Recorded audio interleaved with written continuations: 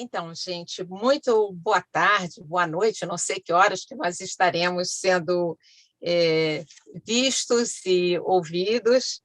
Então, eu queria dizer que eu estou muito feliz de poder contar nessa oficina com os nossos convidados, contadores, os depoentes dessa experiência, e certamente com a presença de pessoas muito experientes que trabalharam em seus estudos sobre o Walter Benjamin, e hoje, mais do que isso, com uma tradutora do texto que nós estamos tentando entender ao longo desses nossos encontros. Eu tenho muito prazer de apresentar a vocês a Patrícia Lavalle.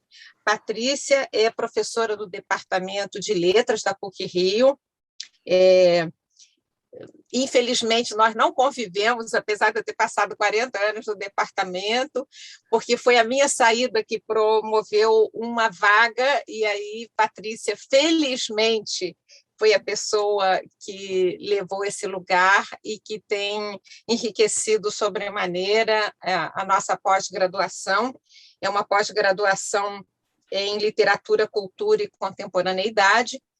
E Patrícia, que nesse momento nem está no Brasil, está em Paris, é também uma professora associada da Escola de Altos Estudos em Ciências Sociais, onde ela fez o doutorado dela, onde ela defendeu uma tese e também dar aulas. Nós vamos fazer o possível para que essa tradução que a Patrícia empreendeu sobre a obra do Benjamin, ela é uma especialista em Benjamin, possa chegar até vocês. Esse é um empenho que também José Mauro está envolvido. E eu vou começar a fazer essa entrevista com a Patrícia, perguntando exatamente pelo título que ela deu a essa tradução, O Contador de Histórias. Quando nós temos uma tradução clássica portuguesa dos anos 70, e depois temos também uma tradução feita pelo Rouanet, eu acho que em 85, se eu não me engano, essa tradução de 85, não é? Então, que é o que circula no Brasil. Mas essas traduções anteriores falam de o narrador. E Patrícia traduziu como contador de histórias. Patrícia, conta para a gente o que é isso, por onde você passou. Certo, Liana, queria agradecer muitíssimo, estou muito contente de estar aqui, da gente ter esse encontro, né? Finalmente virtual, mas da gente se encontrar. Enfim, tivemos uma ocasião também de nos encontrar numa banca da Rosana. Isso, né? Isso. Foi um encontro presencial. Isso. Então, agradeço muito esse convite, muito simpático, tenho um grande prazer de estar falando aqui para pessoas que são contadores de história, né? Acho que isso é uma coisa muito especial e faz com que faça todo sentido a gente continuar traduzindo e retraduzindo esse texto. E agradeço também pela sua questão, que eu acho que é uma questão fundamental, assim, quer dizer, o que motiva essa tradução, né, pelo contador de histórias e não pelo narrador. Porque quando Benjamin fala no declínio da arte de contar, ele não fala no declínio da narração, ele fala no declínio da arte de contar, né? Ele não está se referindo a uma coisa que é quase uma constante em todas as sociedades, que é o fato de que há narrativa, né? Quer dizer, a gente encontra narrativa em todas as sociedades. A narrativa enquanto síntese ficcional ou não, né, da ação humana no mundo, está presente em todas as sociedades e nunca poderá declinar. Né? Isso não existe. Entre povos ágrafos, entre povos letrados, as narrativas estão lá. O que muda, o que varia infinitamente são as maneiras que a gente tem de narrar e as maneiras que a gente tem de contar. É aí que vem a questão. Né? O contador de histórias, tal como Benjamin o apresenta, É praticamente, eu gosto de usar o termo do Weber, que diz que que ele fala em ideal tipo. Eu acho que o Benjamin ele projeta na figura do Leskov, quando ele vai fazer a crítica, né, do O Leskov, narrador. essa figura do contador de histórias, que tem uma realidade sócio-histórica. Ele evoca essa realidade sócio-histórica, ele evoca, então, tanto os marinheiros, né, que contam do longínquo, que viajaram e tal, e contam do distante no espaço, quanto os camponeses, que vão falar do longínquo nas raízes, lá do No passado. tempo, né? Nas longínquo no tempo. No tempo. Ele evoca também, e tá dentro de um contexto sócio-histórico que remete à Europa, né? Ele está falando desse lugar, né? É o lugar de onde ele está falando e para onde ele está falando, então não tem dúvida, né? Ele remete também aos artesãos, que quando eles estavam em fase de formação, ali na Idade Média, eles se deslocavam, né? De uma cidade a outra, de um lugar a outro, e quando eles se fixavam como artesãos mestres, eles então se tornavam sedentários, né? Então eles têm essa dupla, digamos assim, a mobilidade, né? O longínquo, o outro lugar, e ao mesmo tempo esse enraizamento. Então ele usa essas figuras que correspondem de fato a práticas sociais, históricas, que de fato existiram e que de fato estavam relacionadas à troca de experiências sob a forma de narrativa, né? Para caracterizar essa figura do contador de histórias, que interessa ele caracterizar e pensar. E quando a gente lê o ensaio Contador de Histórias em relação com a produção ficcional do próprio Benjamin, a gente entende melhor a diferença. Né? Quer dizer, eu acho que a novidade desse volume não é tanto a nova tradução do contador de histórias, pelo contador de histórias, mas o fato da gente poder colocar em relação o ensaio teórico com os textos dele, porque nos textos dele, ele coloca, nos textos ficcionais dele, os textos narrativos dele, né, justamente mostra que não é a narração que está desaparecendo, né? Ele coloca em cena essa figura do contador de histórias como uma figura que de fato não se encontra mais em todo lugar, né? É uma figura que digamos, das margens, então, dentro dessa sociedade moderna. Então, tem um conto, por exemplo, que é o Lenço, chama-se O Lenço, ele coloca em cena um marinheiro. Inclusive é interessante porque o Benjamin ele fez viagens para Ibiza, numa época que Ibiza era um lugar muito selvagem e tal, né? Muito assim, ainda não era turístico como hoje, e era muito primitivo, entre muitas aspas, né? Em relação à Alemanha e tal. Para ele era um exótico, né? Incrível assim. E ele fez essas viagens em cargueiros e de fato parece que ele conheceu um capitão de um navio, enfim, que pode ter inspirado esse personagem. Mas o que é interessante nesse conto, por exemplo, é que ele retoma várias passagens do contador de histórias para caracterizar o personagem. E é interessante porque esse personagem, que é caracterizado como contador de histórias, não é o narrador do conto. O narrador do conto é um narrador em primeira pessoa, né? É um narrador-autor, digamos assim, né? Se identifica. Só que, num determinado momento, ele troca de lugar e aí ele coloca o contador de histórias como um narrador dentro daquela narrativa. Ele vai fazendo isso. E é uma característica dessa produção ficcional do Benjamin, ele ficar usando esses recursos de encaixamento, uma história dentro de outra história, que é um pouco aquele recurso da Sherazade, né? Ele coloca um narrador dentro de uma narrativa. Isso. E assim ele coloca em cena o contador de histórias, né? Em diversas circunstâncias diferentes, em diversos textos, nem todos funcionam do mesmo jeito, mas esse, por exemplo, é emblemático, né? A gente entende muito bem que o narrador não coincide com o contador de histórias. O contador de histórias tem características particulares, né, o modo como ele conta a história, e, né, é muito importante para o Benjamin o fato de que o contador de histórias não dá explicações, né? Ele escapa da questão psicológica, né? Deixa por conta do Exatamente. Ele leitor, né? deixa por conta do leitor o É isso, fechamento, né, isso, as explicações, ou o que seja. isso. Deixa em aberto essa ideia. Então, tem várias características ali Aham.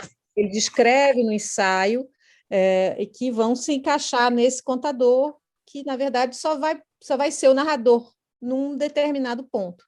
Enfim, tem vários outros textos que são que remetem a esse contexto de Ibiza, e, portanto, a um contexto arcaico, entre aspas, também, mas acho que o termo, né, é um contexto dominado pela narrativa oral e não pela escrita, né? Enfim, então tem essa dimensão do oral que prima sobre o escrito, as tradições, então, ali ele vai colocar também em cena outros personagens.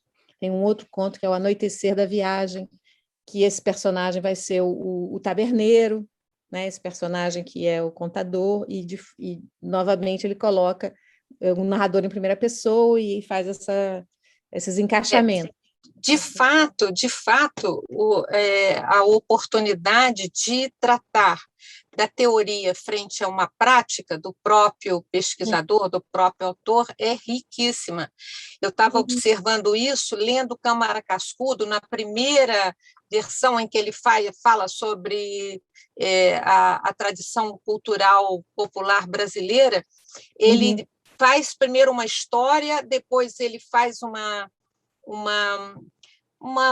apanhado teórico crítico, e, em seguida, ele recolhe os pontos que são exemplares daquilo que ele disse. Então, sim, também faz traz para o leitor uma facilidade, né, em perceber as diferenças que ele está apontando. Então, é assim, muito rico essa sua edição. Eu, aproveitando que você está aqui, quando eu comentei sobre a questão da natureza, da presença da melancolia nas traduções, não é? Chegamos a ler algumas coisas em torno da melancolia nas traduções, por exemplo, dos Grimm. Eu queria perguntar a você por que olhando essa narração tradicional, você prefere considerar que isso não é melancólico, mas é mais nostálgico. E, no mesmo gancho, quero perguntar a você qual é a diferença fundante que ele faz entre essa tradição, essa narração tradicional, e aquilo que ele chama, em inglês, de short story. Obrigada, Eliane, pela questão também muito interessante, assim, muito instigante. Eu não poderia, eu não estou falando em geral, a questão da melancolia pode aparecer nos contos do Grimm, não é esse o ponto. O ponto é que esse ensaio do Benjamin, né, foi frequentemente visto como nostálgico, e mesmo, às vezes, causa estranhamento esse tom nostálgico desse ensaio, que é de 36, quando ele escreve, em 1933, um outro ensaio que tem passagens que são, inclusive, muito semelhantes a desse, mas que tem um sentido contrário, que é aquele Experiência e Pobreza, sim, em que ele, ao contrário, ele vai positivar essa pobreza do contemporâneo, do moderno, né? Para ele é o moderno, o contemporâneo dele é o moderno. Então, vai esse despojamento das vanguardas, né? Ele vai evocar as vanguardas no Experiência e Pobreza, e esse fazer tábula rasa da vanguarda e partir para uma perspectiva construtiva, enfim, deixando de lado a tradição, fazendo um corte em relação à tradição e claro, a experiência tradicional, né? Então, é curioso e parece estranho, porque parece uma contradição ali muito próxima. E, no entanto, ele está escrevendo esses contos desde o final dos anos 20, né? E essas viagens, esse texto de 33 foi escrito em Ibiza, no contato ali encantado com esse universo arcaico, né? E também com o grande despojamento que era a vida dele naquele lugar, né? Enfim, de fato, bastante pobre nesse sentido de sem luxo nem conforto nenhum, enfim. Mas então, me parece interessante, porque essa dimensão do nostálgico se articula com essa dimensão, ao mesmo tempo, do construtivo, nessa ideia da short story. Me parece que, nessa produção ficcional, ele vai articular esses elementos nostálgicos em relação à tradição e em relação a uma arte tradicional de contar, com procedimentos modernos, né? Então, tem uma espécie de efeito de choque entre essa nostalgia e uma certa construtividade moderna. Aqui eu vou contar uma outra história, vou contar uma outra história que ilustra um pouco isso. Um dos contos. Conte. Tem que contar, a gente está falando de contar e de narrar, tem que contar.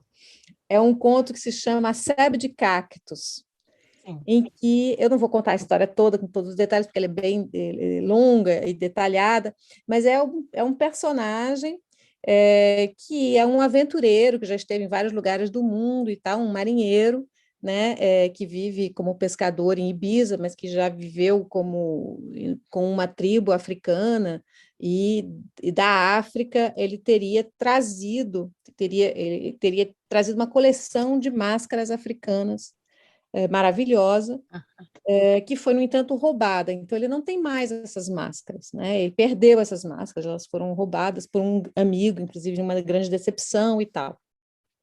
Mas numa noite de insônia, numa noite de lua, ele tem um sonho em que ele vê os guerreiros africanos usando as máscaras, e ele, então, refaz essas máscaras, né? Ele refaz as máscaras todas, quer dizer, elas vêm desse arcaico do sonho, desse onírico, dessa experiência onírica, então, de uma certa maneira, tem a nostalgia do arcaico, no sentido aí dessa sociedade né, de contadores, né, essa sociedade aí da tribo africana na qual ele viveu, uma sociedade baseada nas trocas interpessoais, na oralidade e tal, e, ao mesmo tempo, tem o nostálgico do sonho. A gente é sempre nostálgico do sonho, porque a gente não recupera o sonho completamente, é o sonho, né? Mas o que é... Então, ele refaz essas esculturas todas, mas o mais interessante é que, no final, a história não termina aí, né? A história termina muitos anos depois, o narrador, que não é o contador, a gente percebe claramente que, nesse conto, o contador é essa figura, esse personagem incrível desse marinheiro, mas o narrador conta que teria encontrado essas máscaras numa galeria moderna em Paris, na época, né, nos anos 20, 30, e que o galerista disse que elas eram máscaras imemoriais, diante do que os especialistas tinham dito que elas eram antiquíssimas, mas que elas estavam ali e que poderiam inspirar os nossos artistas modernos. Aí ele não conta o segredo. Então, eu acho que a Jeanne Marie também fala nesse conto, né? Ela também comenta esse conto, porque é um conto fantástico, né? Incrível, Deixa eu perguntar, já que eu lembrei dela, perguntar para você, ela, no estudo que ela faz da biografia e um pouco historiando e fazendo uma crítica, uma leitura do Benjamin, ela tem um capítulo que se pergunta: não contar mais? Você acha que a tradição que hoje a gente tem nas cidades, ao longo... a gente pode falar do Brasil, onde eu conheço nominalmente, pelo menos, uma centena de grupos de contadores profissionais fidelíssimos, né, contando tanto contos tradicionais, mas, sobretudo, contos autorais. Acho que, inclusive, a promoção da literatura brasileira contemporânea, Clarice, Marina, e outros autores, Adélia, têm sido supervalorizados nessa tradição. O que a Jeanne Marie está dizendo quando ela se pergunta: não contar mais? Eu acho que ainda se conta, né? Quer dizer, eu penso, quer dizer, eu não posso responder, né, do ponto de vista da Jeanne Marie, assim, que tem aquele livro que é um clássico, História e Narração, né? Sim, Foi a isso, tese dela, e é um texto clássico, e ela, inclusive, ela opera com essa ideia você até falou que ela também comenta a Seb de Cages, ela isso, opera com essa ideia da aparente contradição entre o narrador, isso. né, e o texto Experiência e Pobreza. Ela trabalha com essa dicotomia aí. Enfim, então acho que nós devemos concordar nesse ponto, né, que há aí uma espécie de dialética de nostalgia e inovação artística. E eu acho interessante o que você está falando, porque me parece, né, que essa figura do contador de histórias, que tinha uma relação profunda com a sabedoria nessas A sociedades tradicionais, experiência, né? experiência, baseado em trocas, né, e tem uma autoridade também e tal, a figura do contador de histórias profissional, que é um artista, né, que é um performer, Isso, isso, ela, de certa maneira, mantém uma relação com essa figura, mas ela não se assenta sobre essa autoridade da com tradição, certeza, né? Ela tem uma autonomia estética, ela está com no domínio certeza. da arte, né? Ela está quer dizer, os contadores de história de hoje em dia são artistas performáticos que estão fazendo um trabalho muito interessante de trazer o texto de novo para a oralidade, né? Quer dizer, eles trazem um texto lido para o oral, podem até improvisar também, possivelmente, provavelmente, depende do trabalho, mas em muitos casos é isso, a pessoa traz para a oralidade de novo um texto escrito e, de certa maneira, talvez capture leitores ou futuros leitores, né? Jovens futuros leitores, crianças às vezes, né? Também que Deixa eu vão. aproveitar e vou perguntar uma coisa que também me parece curiosa, né? Qual seria a força pragmática e de sedução do contador contemporâneo, contando nas praças, nas ruas, sobretudo diante desse público, contos de muita tradição oral, dos quais ele não tem a vivência e a experiência? De onde vem essa sedução de um passado que ele não experimentou? Como é que você interpreta isso? Eu penso que quer dizer, o interesse, uma das coisas interessantes nesse tipo de performance é trazer, quer dizer, alargar o público, né, da literatura de uma maneira, da produção literária ou ficcional de uma maneira geral, para pessoas que não necessariamente têm o hábito da leitura. E talvez também trazer mais pessoas para o hábito da leitura. Acho que é das Não, isso possibilidades. certamente, isso Também. certamente. Essa é uma experiência que eu vivi ao vivo e a cores, quando, no início do trabalho com a Biblioteca Nacional, nos anos 90, nós criamos na Casa da Leitura, que era uma espécie de laboratório de práticas de leitura. Nós tínhamos sessões de contadores de história para crianças no domingo de tarde, para adultos à noite na quinta-feira, e o impacto que a gente teve foi exatamente esse. Você acabava de contar uma história e a gente não tinha barraquinha de livros, não tinha uma estante de livros para venda. A gente Uhum. tinha os livros que estavam sendo usados na contação. Uhum. E, invariavelmente, as pessoas perguntavam: esse conto, onde que eu acho? Onde que eu acho esse livro? Então, Uhum. assim, isso que você está comentando tem esse efeito performático, perlocutório de qualquer maneira. Impacta as pessoas, elas se emocionam, querem ler de novo, querem ouvir de novo, e isso faz a busca realmente de ler por quem nem sempre teve, ou conhece o autor, ou não o conhece, né, e vai atrás. Mas, assim, o que me impacta muito é ver, por exemplo, num domingo de tarde, no Museu da República, aqui no Catete, que é uma zona extremamente popular, não Uhum. é? Como um contador de história, e eu conheço vários grupos que ali contam, não vão ler Adélia ali, não vão contar Clarice ali, embora pudessem contar, embora Uhum. possam contar, mas elegem contos de tradição hindu, de tradição sufi, tradição persa, ou os contos de Câmara Cascudo para narrar. E eu me surpreendo com a reação do público, porque nem eles viveram de fato aquelas experiências, assim como o contador de histórias, não. A única coisa que me ocorre é que, em geral, essas pessoas mais simples são oriundas do mundo rural, não é? Que acabam vindo para as cidades e se encostando em periferias e com dificuldades, inclusive, de sobreviver, e se agarram a essas memórias. Você acha que isso é possível? Que essa minha leitura é muito delirante? Eu acho que é isso mesmo, quer dizer, eu acho que tem essa dimensão aí da memória, né, dessas histórias que a pessoa.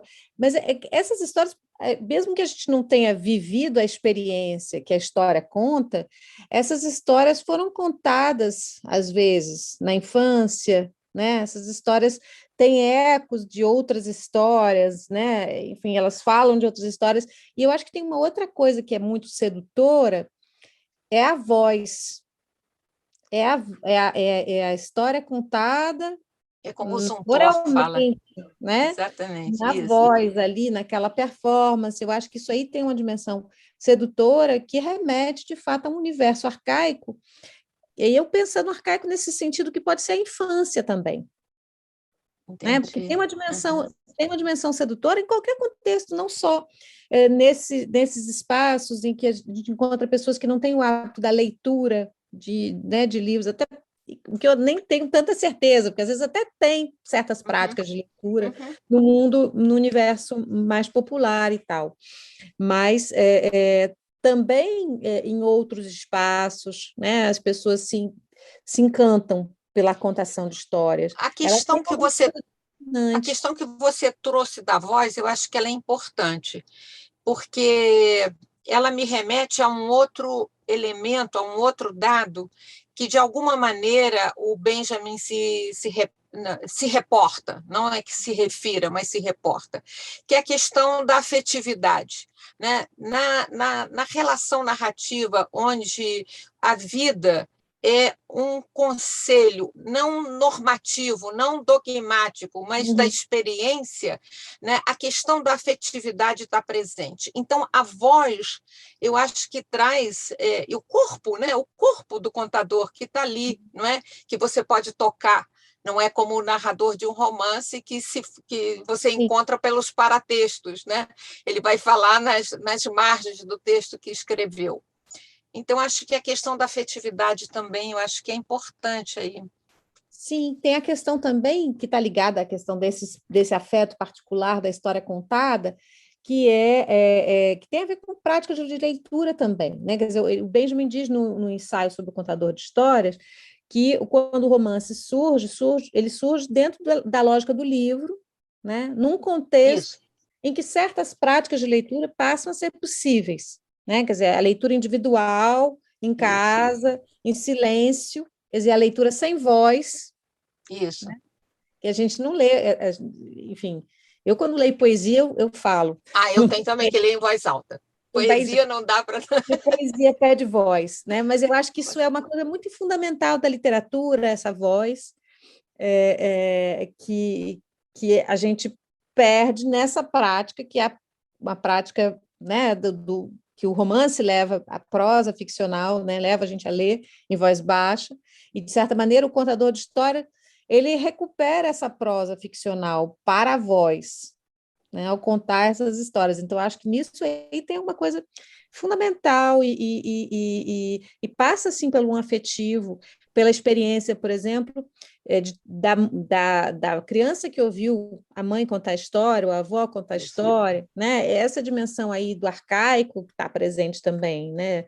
Que tem a isso. ver também com essa história que evita dar muitas explicações, que deixa em aberto o espaço do sonho. Essa dimensão do sonho também tem a ver com esse arcaico, Então, essa abertura aí para o universo do sonho não tem a ver necessariamente com o fato da gente reconhecer aquelas experiências e ter vivido experiências semelhantes às experiências que estão sendo contadas.